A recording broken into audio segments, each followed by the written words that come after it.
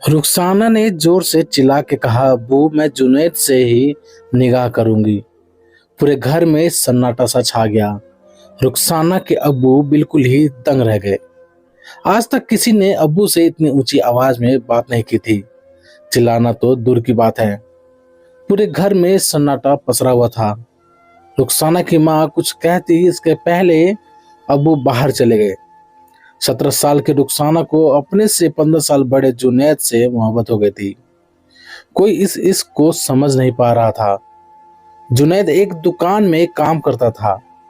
मकान यहाँ नहीं था। किराएदार बन के रुखसाना के घर के बगल में रहने लगा था। अब्बू को अब रुखसाना से डर लगने लगा था, जैसा हर पिता करता है। कहीं बेटी कोई कदम ना उठा ले, कहीं बेटी को कुछ हो ना जाए। रुखसाना की अम्मी जैरा भी डरी डरी और सहमी सहमी सी रहती थी। बड़ा भाई जैन अब गांव में नहीं रहता था। माँ ने छुपके से जैन को सब बताया। होली पे जैन घर आया हुआ था। उसके कुछ दोस्त घर पे मिलने आए हुए थे। अब्बू परेशान थे, शायद अब कोई और नया डर सता रहा था। जैन को देखने लड़की वाले आए हुए थे। रिश्ता पक्का हो गया। शादी ईद के बाद की तय की गई थी।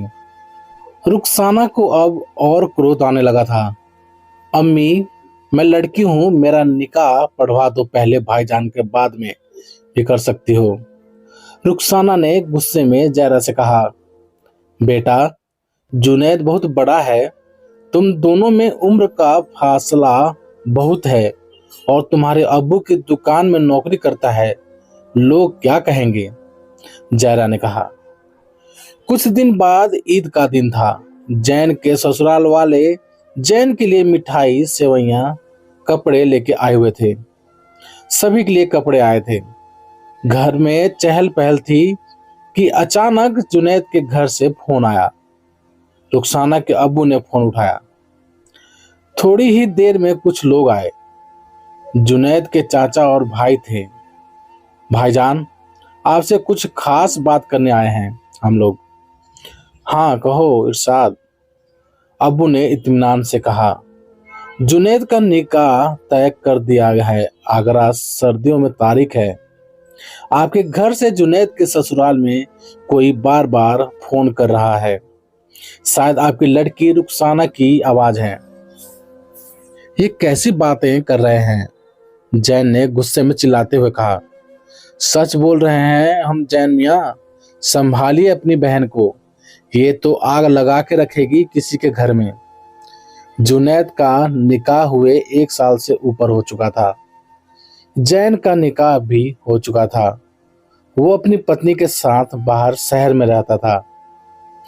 रुखसाना के लिए अब अब्बू लड़का देख रहे थे। अम्मी, तुझको तो पता है ना कि मुझे निकाह नहीं करना, फिर क्यों पीछे पड़ी हो? रुखसाना गुस्साए हुए बोली। याद है तुझे, तूने 2 साल पहले कहा था कि जैन का निकाह न करो, मेरा कर दो। अब तू क्यों नहीं करना चाहती है निकाह? जैरा ने पूछा। रुखसाना अब पढ़ना चाहती थी। वो शहर जाना चाहती थी। अबू नहीं मान रहे थे, लेकिन जब अम्मी ने समझाया तो वो तैयार हो गए। रुखसाना आगरा पढ़ने चली गई। सब कुछ अब ठीक हो गया था। जैन, जैरा, अब्बू और रुखसाना सब अपनी अपनी मंजिल की तरफ बढ़ने लगे थे। लेकिन दुनिया गोल है, सब कुछ एक समान नहीं होता। आज ताजमहल देखकर लौट रही थी रुखसाना। थक कर एक जगह बैठी चाय पीने लगी कि अचानक से एक चेहरा आंखों से टकरा गया। जुनैद, दिल से आवाज आई। जुनैद नजदीक आया।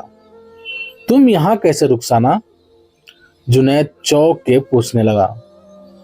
पढ़ने आई हूं यहाँ। आप तो भूल के आधे रास्ते छोड़ गए थे, तो जिंदगी को चलाना ही था, रुखसाना बोली। थोड़ी बातें हुई, फिर मिलने का वादा हुआ। आज काफी हाउस में जुनैद खामोश बैठा था। अचानक रुखसाना आई। कैसी हो? रुखसाना, जुनैद कुछ झेंपता हुआ बोला। ठीक हूँ, आप सुनाइए। मैं भी अच्छा हूँ। अब यही घर ले लिया है, एक बेटी भी हो गई है। रुखसाना और जुनैद की बातें लंबी चली। धीरे धीरे अब फिर से जुनैद और रुखसाना के मिलने का सिलसिला शुरू हो गया था। धीरे धीरे फिर से वही मोहब्बत जिंदा होने लगी थी। जैन किसी सिलसिले में आगरा आया था। रुखसाना से मिलने के लिए हॉस्टल पहुंचा, लेकिन वो हॉस्पिटल में नहीं थी। रात के 8 बजे थे। जैन ने फोन किया पर फोन लगा नहीं। हॉस्टल इंचार्ज ने बताया कि रुखसाना बड़े भाई के साथ गई है। जैन हैरान हो गया, ये बड़ा भाई कौन है? जैन जानना चाहता था। जैन लौट गया। जैन परेशान था। उसने अम्मी से पूरी बात बताई। अबू को डर के मारे कुछ भी नहीं बताया जयरा ने। रुखसाना से अम्मी की बहस लंबी हुई। जुनैद का सच अम्मी को पता चल चुका था। अब फिर से वही तूफान उठने लगा। रुखसाना और जुनैद के रिश्ते की लहर अब तेज उठने लगी थी। इस नादानी से पूरा घर परेशान था। अब्बू कमजोर हुए जा रहे थे। विद्रोह की भावना रुखसाना के अंदर उसे अंदर ही अंदर खाती जा रही थी। जैन के लाख समझाने पर भी रुखसाना नहीं मानी। अम्मी से गर्मा गर्मी हो चुकी थी। चीजें फिर खराब हो चुकी थी। कुछ भी ठीक नहीं हो रहा था। फिर एक दिन अचानक खबर आई, घर वालों की वजह से एक बेटी ने सिटी हॉस्टल में फांसी लगा ली। तो प्यारे दोस्तों, आप सभी का इस कहानी के बारे में क्या राय है? प्लीज कमेंट करके हमें जरूर बताएं। यदि ये कहानी आप सभी को पसंद आई हो तो लाइक करें, शेयर करें, और चैनल पर नए हो तो प्लीज चैनल को सब्सक्राइब भी जरूर करें। चलिए दोस्तों, मिलते हैं आप सभी से एक और नई कहानी के साथ। तब तक के लिए जय हिंद, वंदे मातरम।